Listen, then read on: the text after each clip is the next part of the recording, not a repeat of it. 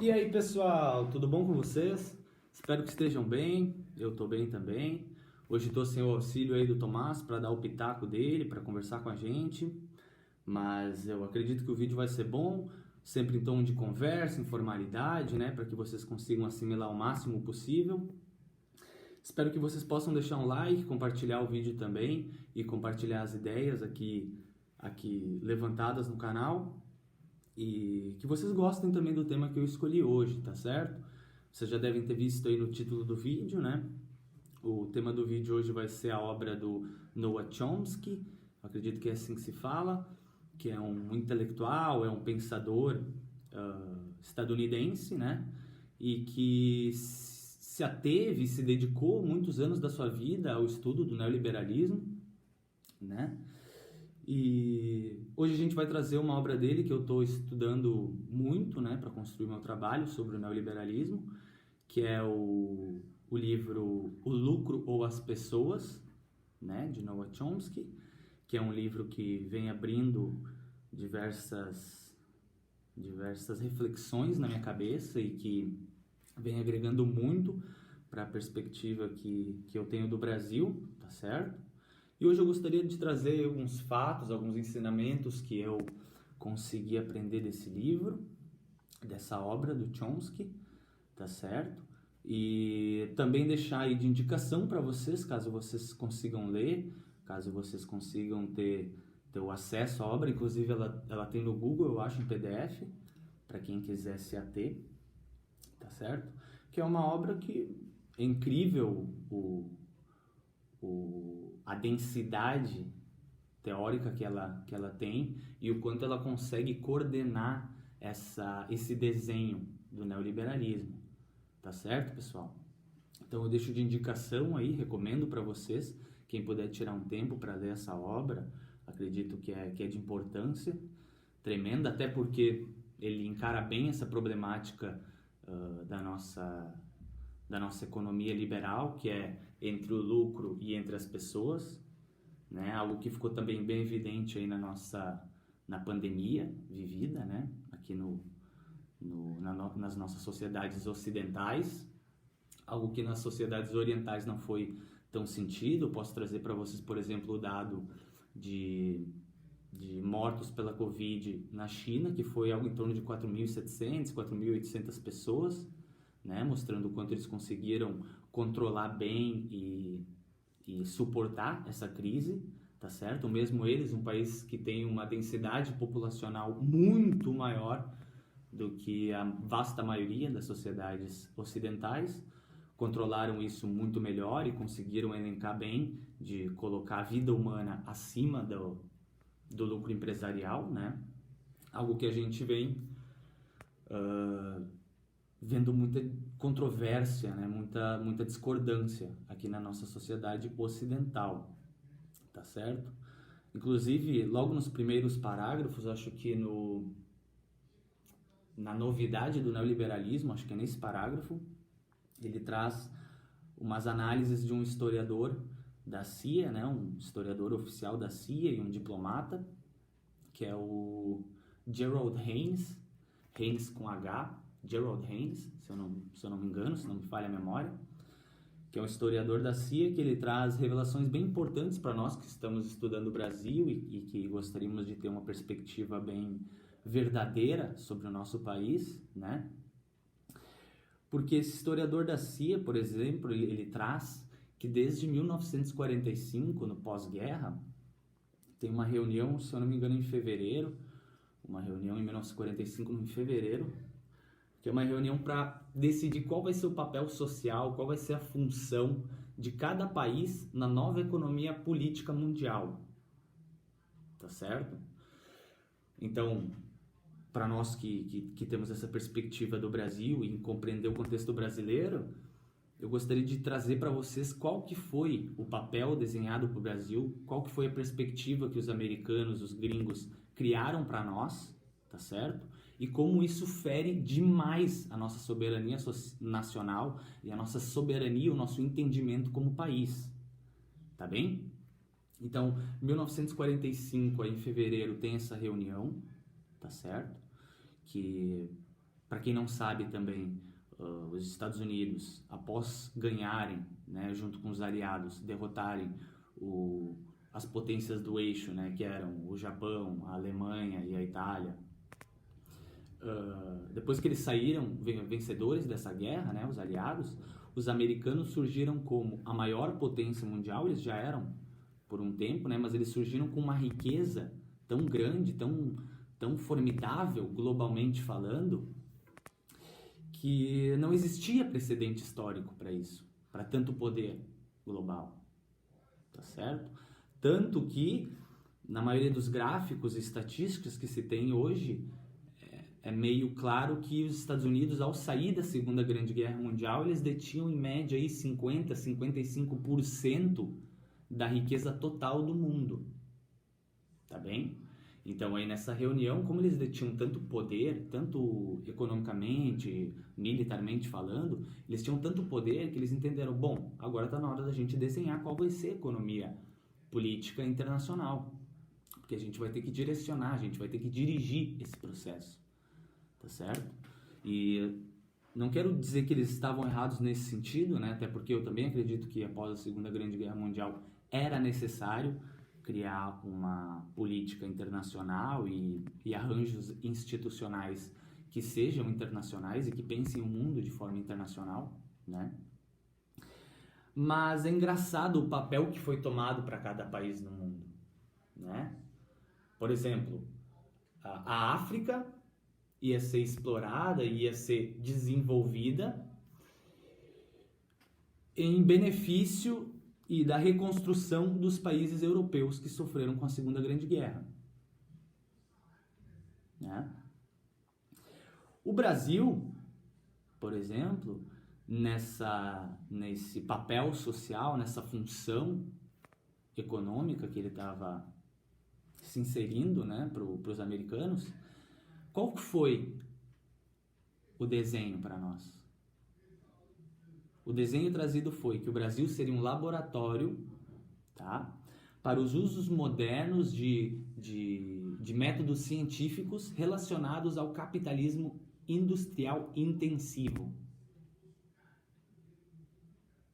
Tá certo? Demonstrando claramente que eles estavam sobrepujando a nossa soberania nacional, né? Ou seja, colocando os nossos interesses em detrimento dos interesses deles, né? E literalmente usando nós como laboratório, né? Para quem quiser buscar daí um contexto histórico, né? 1945 então acaba aquela era Vargas, né? 1964 a gente tem um contexto do golpe militar, né? O qual teve também amplas parcelas de adesão de variados tipos de juristas, né? Que tinham um suposto medo, né? da ameaça comunista, ameaça vermelha, não é? Então coadunaram com o golpe militar e com o estado de exceção, porque para quem estuda o direito, realmente a ditadura militar ela tem que ser entendida como uma aberração, literalmente, não tem outra expressão para ela, é uma aberração do ordenamento jurídico, né? Foi um estado de exceção que durou 20 anos mais ou menos.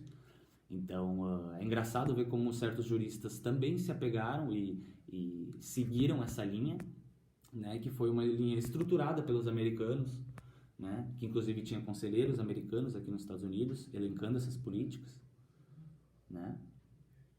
E os militares estatizaram boa parte da economia, investiram boa parte do PIB em indústria naquela época, né? Com a repressão de direitos políticos, né? Com a concentração de renda e riqueza, não é? Mas a economia, mesmo assim, até porque ela era muito mais estatizada que hoje, ela teve um crescimento exponencial, teve um desenvolvimento econômico, tá certo? Mas a gente tem que lembrar, e justamente nesse livro do Chomsky é bem interessante, né? Que desenvolvimento econômico, né? Ou crescimento econômico, na verdade é isso, né? O crescimento econômico, ele não pode ser confundido com o desenvolvimento econômico, não é? claro que, por exemplo, na ditadura, com a economia estatizada, a gente teve um amplo crescimento econômico, mesmo que foi concentrador de renda, concentrador de riqueza, tá certo? Com repressão de direitos políticos e sociais, não é? E partidos de esquerda, tá certo? E a gente tem um crescimento econômico, mas não é um desenvolvimento econômico, não é? Aí, em 1988, a gente tem, então, essa democratização do sistema, né? Mas é bem engraçado isso. Por exemplo, esse Gerald Haynes, esse oficial, esse historiador oficial da CIA, em 1989, ele traz um texto, tá certo? Falando sobre o sucesso da americanização do Brasil, né? E o sucesso de conseguir democratizar os trópicos, tá bem? Mas sucesso para quem, cara pálida? Se a definição de sucesso para ele, claro, como historiador da CIA, é um sucesso para os interesses do povo americano, os interesses dos Yankees, tudo bem. Agora, se ele está levando em conta os interesses nacionais do povo brasileiro, aí a gente tem que discordar. Não é? Por exemplo, o Brasil, ele tem que ser encarado como um país que desde essa época está em subdesenvolvimento acelerado e não em desenvolvimento econômico. Tá certo? Isso reflete, para usar, por exemplo, termos marxistas, a teoria da dependência, que foi bem construída também, ou a teoria do subdesenvolvimentismo, do Celso Furtado, que é um grande economista do século XX aqui do Brasil, que eu recomendo muito, inclusive, para quem quiser entender de economia brasileira. É o Celso Furtado, um baita economista, um dos maiores, ou talvez o maior do século XX brasileiro, né? E ele criou bem esse entendimento de que a economia capitalista, a economia de mercado brasileira, ela é literalmente dependente de outras economias internacionais. Tá certo? Ela não é independente, ela não é autossuficiente, tá certo? Portanto, ela promove um subdesenvolvimento e não um desenvolvimento econômico naquele conceito clássico que a gente conhece, como, por exemplo, o desenvolvimento econômico dos Estados europeus, tá certo? Aquelas políticas desenvolvimentistas. E, portanto, também é interessante trazer esse paralelo, né, de que o Brasil, então, ele precisa ser interpretado como um país que está em subdesenvolvimento acelerado e que, portanto, um desenvolvimentismo europeu ele precisa ser melhor interpretado, né, para a alocação e o encaixe dele aqui nos trópicos brasileiros, não é? Porque a gente tem que ter muito bem isso em mente. O Brasil hoje se encara e se veste como um país dependente, uma economia dependente de economias externas. Tá certo? E por que é assim? Será que isso não reflete naquele contexto que eu falei em vídeos anteriores, por exemplo, sobre o quanto as multinacionais direcionam as políticas econômicas e jurisdicionais aqui do nosso país? Por exemplo, eu recomendo a vocês que consultem os gráficos ou até os dados teóricos, né, para não ficar só nos gráficos de visualização, mas dados teóricos e consistentes que já conseguem enxergar o quanto da riqueza extraída aqui do nosso país, ela é muito mais levada para fora, para economias externas, do que ela se atém aqui no nosso mercado interno. Tá bem? Já são N estudos sobre isso, né? Tem vários papers, inclusive no próprio Google Acadêmico aqui eu já achei vários papers acadêmicos sobre isso. Por quê? Porque as multinacionais direcionam boa parte das políticas públicas aí, econômicas, jurisdicionais no nosso país, não é? E acabam colocando o quê? O lucro acima do desenvolvimento das pessoas. Não é? O desenvolvimento econômico de um país, ele é entendido, peço para vocês, ele é entendido como o desenvolvimento do povo, o desenvolvimento da renda, da riqueza do seu próprio povo, ou seja, o PIB per capita, ou o poder de compra do povo. É isso que define a riqueza de um país? Ou será que é lucros exorbitantes, né? E capacidade empresarial? Será que é isso?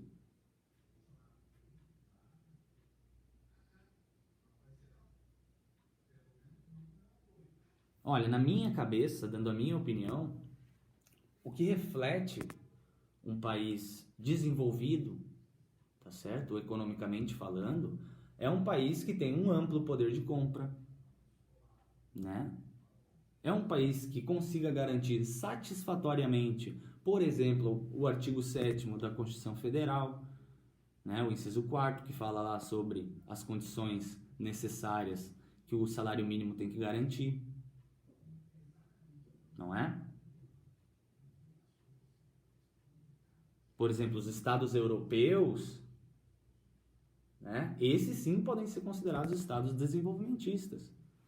Esses construíram esse estado de bem-estar social muito mais forte que o brasileiro, não é? Vai ver as condições lá de salário médio, de poder de compra, ou alguns que têm os países, porque tem muitos que não têm a política de salário mínimo dos países. Vai ver como se dá isso lá, quais são as condições de vida das pessoas lá e como que é aqui no Brasil. E me fala se isso não reflete políticas de Estado e não de mercado. Tá bem? Não existe desenvolvimento econômico na história inteira sem que haja ativismo estatal, investimento estatal. Tá certo? Uma presença estatal forte. Tá bem? Não existe desenvolvimento econômico, desenvolvimento social sem Estado. Parta desse pressuposto.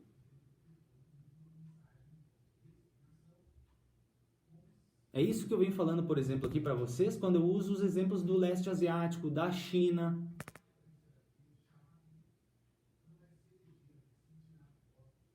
Eles provam tudo aquilo que a heterodoxia vem falando. A importância do Estado na economia, a importância do Estado no desenvolvimento econômico e social. Não é? E não políticas de livre mercado. Né? Um livre mercado falacioso, né? Porque, mesmo assim, reitero para vocês, o gasto social, inclusive naquele vídeo que eu mencionei do triunfo do grande governo, né? Falando sobre a revista The Economist, que trouxe o quanto os governos vêm gastando e quanto eles vêm estruturando os gastos e financiando boa parte de suas dívidas, né? Isso mostra como os governos e a presença estatal no quesito de gastos vem crescendo, né? E não diminuindo o gasto social, mesmo com essas políticas neoliberais, né? Só que o contexto não se dá aí, o contexto se dá, mas para onde esse dinheiro está sendo direcionado? Quais políticas estão sendo construídas? Para onde esse gasto está sendo direcionado? E aí eu volto, ele vai para onde? Para a estruturação de empresas, não é? Para o resgate financeiro de fundo imobiliário, fundo de investimento, banco privado, não é?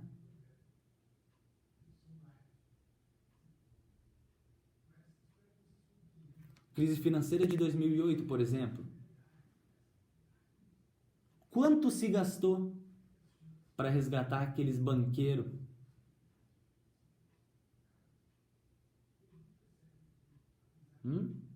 Neoliberalismo para quem daí? Né? Então, pegando essa perspectiva do livro do Chomsky, ele traz também essa abordagem de neoliberalismo para quem? Não é? Ele traz essa abordagem do governo do Ronald Reagan, né? Que também tinha aquela aquele discurso combativo, né, contra a presença do Estado, e um discurso que validava os méritos e a divindade dos poderes do mercado, não é? Mesmo enquanto ele aumentava tremendamente os gastos com os militares, né, e as organizações militares, né, gastava como nenhum outro gastava. Acho que desde 1930 não existia um presidente que gastava tanto quanto ele gastava e fazia tantas incursões militares, não é? A questão é, o gasto social vai para onde? Não é? Porque, por exemplo, quem defende as políticas neoliberais, quem defende a famosa condução de políticas públicas de livre mercado, essas pessoas, por exemplo, elas têm em mente que livre mercado para ti, tá? Proteção estatal para mim. Eles enxergam o gasto social, né, como um gasto, né, e não como um investimento, tá certo? Mas daí eles veem o gasto militar não como um gasto, mas como um investimento.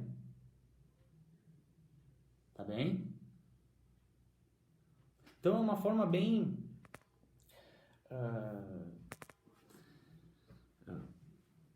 bem teatral, eu diria, né, de contar essa narrativa neoliberal. Por isso que muitas das vezes eu já vi vários artigos, por exemplo, questionando a existência do neoliberalismo, né? O neoliberalismo realmente existe? Porque na prática os governos continuam gastando, né? Mesmo após a Revolução Conservadora e Revolução Neoliberal dos anos 80, os anos 90, mesmo assim, os governos continuam gastando, né?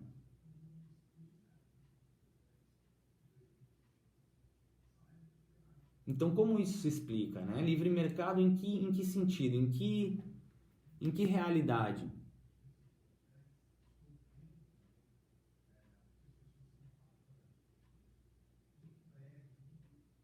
Isso, não sei, cara. Pra mim é muito difícil tentar explicar isso pra vocês, porque o neoliberalismo em si, ele vem com uma narrativa, né, e uma construção teórica em cima de uma liberdade tremenda de mercado e estado mínimo a todo custo, não é? Mas quando tu olha a realidade prática, a realidade dos gráficos, os gastos do governo continuam aumentando, não é? O problema é os setores para onde vai esse gasto, né? Várias vezes onde tem setores estratégicos, onde a presença estatal deveria estar presente, é recolhida, é privatizada.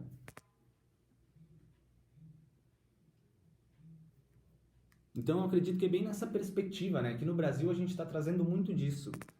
Muito de colocar o lucro em cima, indubitavelmente, das pessoas.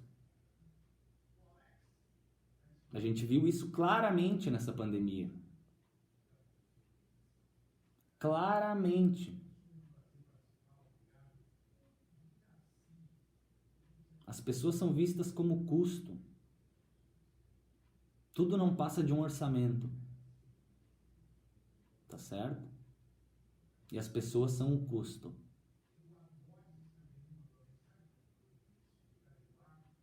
Então hoje seria isso, eu acho, pessoal, trazer aí um pouco do que eu tô aprendendo e sintetizando com a obra do Chomsky, né? Eu ainda quero ler ela mais umas 2 vezes nesse mês de janeiro, e para consolidar, né, os ensinamentos e conseguir ter uma imagem bem sólida do livro na cabeça. E acredito que eu ainda vou trazer mais algumas reflexões aqui para o canal relativo a essa obra e, novamente, eu reitero, gostaria de recomendar para vocês, quem puder ter a chance de ler o livro, tem aqui, acho que no Google Acadêmico também, tem ele em PDF, e que é uma obra que é bem importante para a gente ter esse entendimento sobre o neoliberalismo, sobre as políticas neoliberais e sobre o planejamento de Washington aqui para o Brasil, né? Quais que foram as direções que Washington tomou para o nosso país desde 1945, depois da Segunda Grande Guerra, não é? E acredito que é importante a gente começar a se indignar com esse tipo de coisa e começar a conversar mais sobre isso, né? Até porque vendo esses planejamentos estratégicos dos americanos, que na época e boa parte do contexto histórico, até os anos 2000, se eu não me engano, esses documentos eram secretos, mas que hoje não são mais e são abertos para o debate, mesmo que a gente não vê muitas pessoas debatendo sobre isso. Mas eu acredito que é muito importante a gente começar a conversar sobre isso, até porque fere muito a nossa soberania nacional como país, né? Que é algo que em qualquer constituição, em qualquer ordenamento jurídico, em qualquer estado que se considere como um estado que governa para o povo, isso não entra em discussão, a soberania nacional não se discute, não é?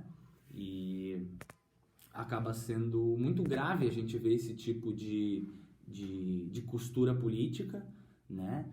E ver o quanto a gente acaba sendo sobrepujado na nossa soberania nacional por conta de interesse de gringo, de americano e yankee, né? Que está mais interessado no lucro aqui das nossas riquezas nacionais, né? A gente sabe que o Brasil é um país de inúmeras riquezas, né? A gente tem Amazônia, a gente tem bacias hidrográficas, a gente tem petróleo, a gente tem de tudo, né? Só que eu acho que o povo brasileiro deixou aí por muito tempo que isso fosse apropriado pelos interesses estrangeiros, por multinacionais, por grandes empresários, grupos econômicos, não é? E a gente ficou de olho fechado para isso tudo, né? Eu acho que está na hora de acordar, a gente tem que começar a conversar sobre isso, começar a definir o que a gente quer pensar como país, qual é o nosso planejamento, aonde a gente quer chegar, né? Qual é o país que a gente quer construir daqui 20, 30 anos, né? Qual vai ser o país que os nossos filhos vão morar, né? O que eles vão debater, o que eles vão ter que conversar, né? A gente tem que tomar rumos, a gente tem que dar mais direção para o nosso país. O Brasil não tem projeto, tá andando de lado, sem projeto, tá certo? Por enquanto a gente está com o projeto dos outros, tá bem? Então gostaria de trazer isso aí hoje para vocês, espero que vocês gostem, espero que consigam refletir aí sobre as questões e seria isso. Obrigado, pessoal, agradeço quem está assistindo aí, valeu!